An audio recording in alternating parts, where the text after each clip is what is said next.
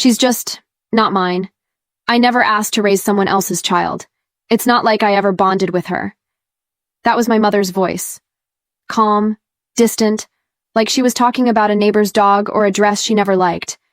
I was 16 when I heard her say it. Sitting alone in the hallway, knees pulled to my chest, listening to a conversation that would change everything I thought I knew about family.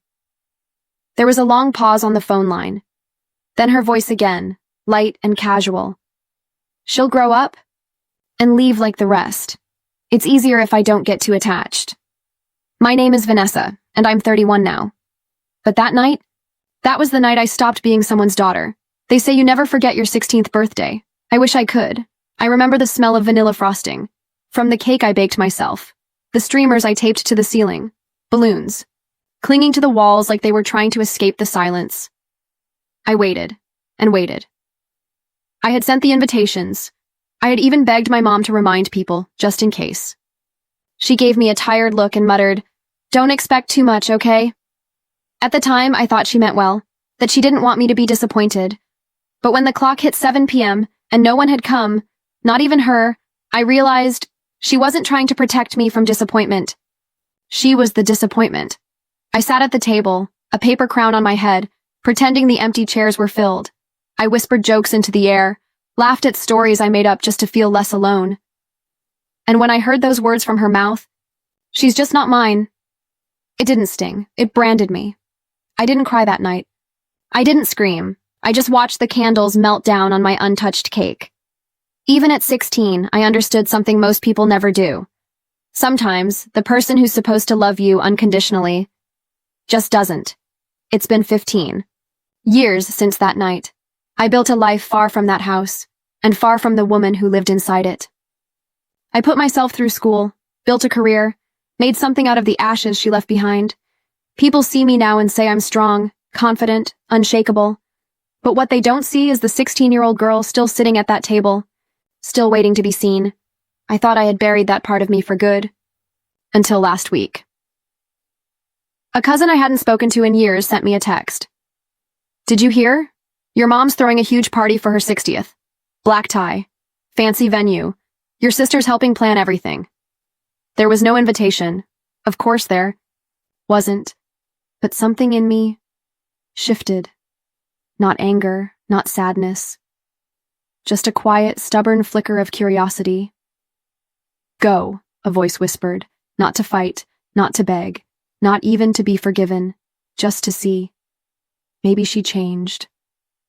Maybe this was her way of making amends, of welcoming me back into a story I'd been written out of. Or maybe it was just another chapter in the same old book. But this time, I'm not 16, and I'm not walking in empty-handed. 3 days before the party, I stood at the bottom of the steps I hadn't climbed in over a decade. The house hadn't changed. Same pale blue paint, flaking at the corners. Same wind chime by the door. The one I used to watch sway while waiting. For someone, anyone, to remember I existed. I wasn't here to beg. I wasn't here to reclaim something. I had hope. A small, pitiful ember of it, but it burned anyway. In my hands, I held a box. Wrapped in cream paper, tied with a simple navy ribbon. Inside was a brooch I had found in a vintage boutique. Delicate, timeless. Exactly the kind my mother used to admire in shop windows, but never bought. I wanted to give it to her. In person. Just say, "Happy birthday." And leave, simple, clean, dignified. I walked up the porch and knocked. At first, nothing. Then the door creaked open. And there she was. My sister. Her expression didn't shift. Just an immediate look of disdain? Boredom? I never could tell. The difference with her. She leaned against the frame, arms crossed like she was guarding a castle. "Well," she said, eyes skimming over me like I was something stuck to the welcome mat. "This is unexpected." I didn't take the bait. Just held up the gift slightly, offered a small smile. "Is Mom home?" She didn't move. "Why?" Before I could answer, a familiar voice floated in behind her. Calm, cold, hollow. "I am," and then my mother appeared. Perfectly made up, dressed in ivory, pearls around her neck like always. Her smile was brittle, like glass stretched too thin. She looked at me the way someone might look at a guest who overstayed their welcome at a funeral. "I didn't know you were in town," she said. Not warm, not even curious, just factual. I held the gift out. "I heard about your birthday. I just wanted to drop this off. Wish you well." Her eyes flicked to the box, then back to me. Her smile tightened. "You shouldn't have come." I blinked. "It's just a small gift." "I won't stay." She cut me off. "This weekend is for family." The words landed like ice in my stomach. I stayed still. My hand didn't lower. She took a breath. The next line was delivered like a closing statement in court. Rehearsed. "And final. You're not invited. You were a guest in this house once. That's all." There it was. The line between me and them, burned into the ground like a warning sign. I looked at my sister. She didn't flinch. In fact, her lips curled into something between a smile and a sneer. "Don't embarrass yourself," she said softly. "Just go." No raised voices, no slammed doors, no dramatic scene, just rejection, calmly plated and served, like they'd been waiting years to feed it to me. I stood there for a moment longer, maybe to give them one last chance to take it back, maybe to feel something, but there was nothing left to feel. The door closed, slowly, purposefully. The wind picked up, the ribbon on the box fluttered against my wrist, and just like that I was alone again, like I had been on my 16th birthday. Standing on the outside of a life I was never allowed to be part of, but this time, I didn't cry. I looked at the gift in my hands, then at the house, and I smiled, not out of peace, not out of forgiveness, but because something inside me, something sharp, finally woke up. They thought I was still that girl begging to be loved. They forgot who I became. I turned and walked down those steps one last time, and in that moment, I made a decision. Quiet, clean, and final. If they didn't want me at the party, then they'd just have to celebrate on my terms. I sat in my car for a long time, the gift still in my lap, ribbon fluttering like it was trying to escape the silence. I don't know how long I stared at that door, or how many times I replayed her voice in my head. "You were a guest in this house once, not daughter, not family, just a temporary visitor, like I was a stray someone forgot to return." Something inside me cracked, but not in the way it used to. There were no tears this time, no begging the universe for a reason, no collapsing into heartbreak, just stillness. Like the calm before a storm that doesn't just blow in, it chooses its path. I took a deep breath, reached over and unlocked my glove box. Inside was my old phone, the one I hadn't touched in years. I kept it for one reason. It had access to a backup email account I rarely opened. The moment I logged in, I saw it, the email from my late father's attorney. Subject: Family trust details, requires signature. At the time, I had ignored it. I didn't want anything from them, not even money. I wanted distance. I wanted silence. But now I read it carefully. My father, biological or not, I'll never know, had set up a retirement trust for my mother, a significant one. But there was a condition. It could only be released with the approval of both daughters. My name, my signature, my consent, and suddenly, everything shifted. They could pretend I didn't exist. They could slam doors, erase photos, twist stories, but they couldn't unlock that trust without me. I held something they needed more than their pride, and they had no idea. My lips curled into something between a grin and a warning. If they wanted to pretend I didn't belong, then maybe it was time to remind them who they were dealing with. I tapped the screen, found the contact info for the party planner. Polite voice, pleasant tone, a little frazzled. I asked how the planning was going. "Oh, we had to scale things down a bit. Budget's tighter than expected. Your sister mentioned cutting one of the live musicians and reducing the floral budget." I smiled. "What if money wasn't an issue?" There was a pause. "I'm sorry? I'd like to sponsor the event," I said calmly. Anonymously, I could practically hear the planner's mouth drop open. "Oh, well, that's generous. But may I ask why?" "I have my reasons," I replied. "One condition. I want control over the tribute video. Just that. Another pause. Then, I don't see a problem with that. Of course she didn't, because in their world, I was invisible, powerless, just a ghost outside the family photo. But now I was the one paying for their fairy tale. And I was about to write the final chapter. I looked down at the gift in my lap. It wasn't mine to give anymore. I rolled down the window and set the box gently on the curb. The wind took the ribbon first, then the paper. I watched as it blew down the street, light, directionless, easily forgotten, just like me, until now. The night of the party arrived like a perfectly rehearsed lie. The venue was breathtaking, far more elegant than anything the invitations had promised.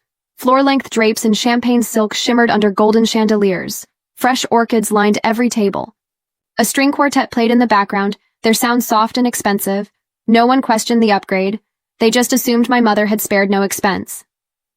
That, of course, the woman who demanded perfection had finally given herself the celebration she thought she always deserved. She floated through the room like a queen at court, smiling, laughing, accepting praise with modest nods and fake humility. "You did all this?" someone asked her. She smiled sweetly. "Well, I believe special moments deserve special effort." She never mentioned the anonymous donor, never once gave credit to the daughter she swore didn't belong. Of course she didn't. To admit she hadn't done it herself would be to admit there was someone else behind the curtain, someone she wanted forgotten. I watched from the shadows, unseen but present. I didn't come to mingle. I didn't come to make a scene. I came to make a statement. I watched them all, the guests, the neighbors, the distant cousins, all dressed to impress, clinking glasses and sipping champagne I paid for, and not one of them knew what was coming. Tuck your sauce. Tension hung in the air like humidity before a lightning strike. They just didn't know the storm had already started. As the night moved on, the lights dimmed. A hush fell over the crowd as the MC stepped forward, tapping his mic. "Ladies and gentlemen, before we move on to cake and dancing, we have a special surprise. A tribute to our lovely guest of honor. 60 beautiful years of life, laughter, and love." Applause echoed through the ballroom. My mother dabbed her eyes with a napkin, already emotional. The screen came to life. Soft piano music played. Childhood photos of my mother filled the screen, black and white snapshots of simpler times. Her first birthday, her graduation, her wedding day. Guests cooed. My sister whispered something proud into a friend's ear. Then came the photos of her daughters. Or rather, daughter. My sister on her first day of school. My sister at her piano recital. My sister holding up her college acceptance letter. And then, the shift. The music stopped. A single image filled the screen. Blurry. Unedited. It was me. 7 years old. Sitting alone at a plastic table. No cake, no balloons, no family. Just me. Looking straight into the camera, eyes wide, smile unsure, like I was still waiting for someone to arrive. The room fell silent. Another photo. Me again. This time older, standing at the edge of a family group photo, cut off, barely included. My mother's arm around my sister. I was always 2 inches out of frame. More photos came.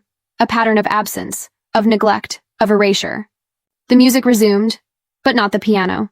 This time it was colder, minimal, distant. A soft melody that made your throat tighten. Then came the final slide, white text on a black screen. "Happy 60th birthday, Mom. From the daughter you said didn't deserve to be here. And the one who paid for everything you're enjoying tonight." Gasps. A chair scraped against the floor.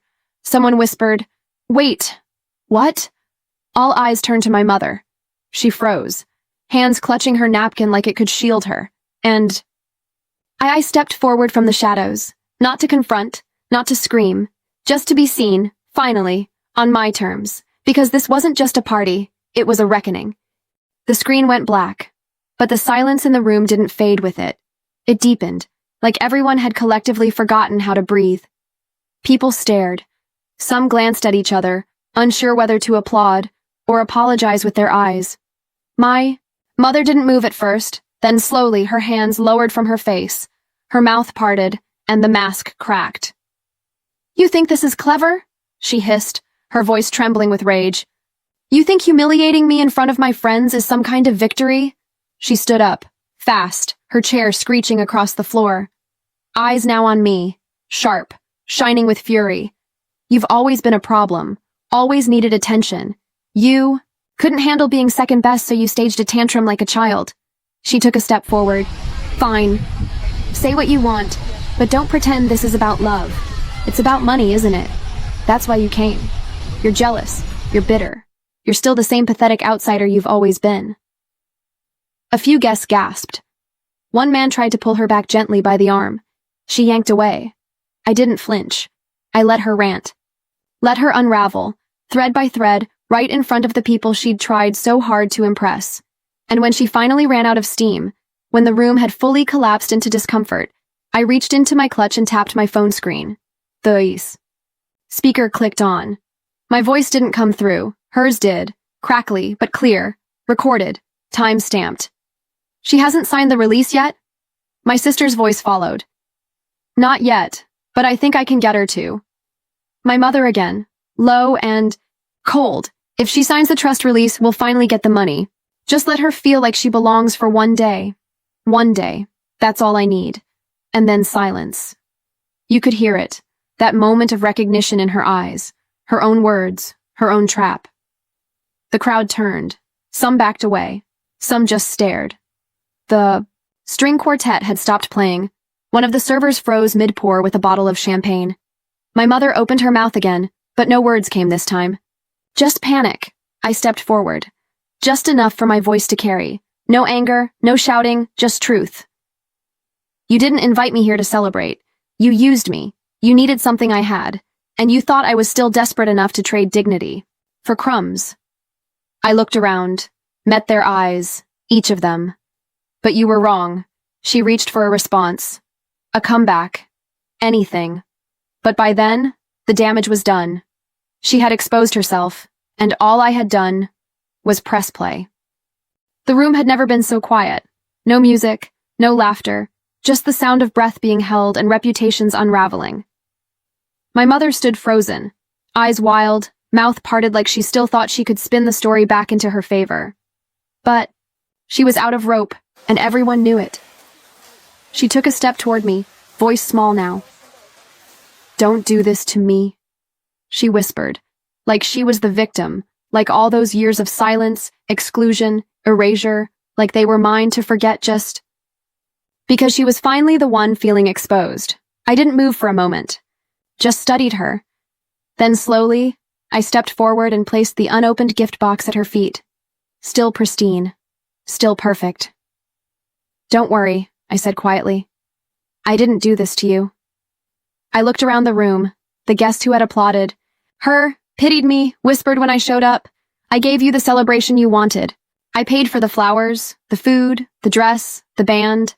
I even gave you the attention you always craved. Then I met her eyes again. All I did was remind everyone who really paid for it. And with that, I turned. I didn't need applause. I didn't need revenge. I just needed the door to open this time. And this time, I was the one walking out. The crowd parted like water. No one dared stop me, because for the first time in my life, they finally knew who I was.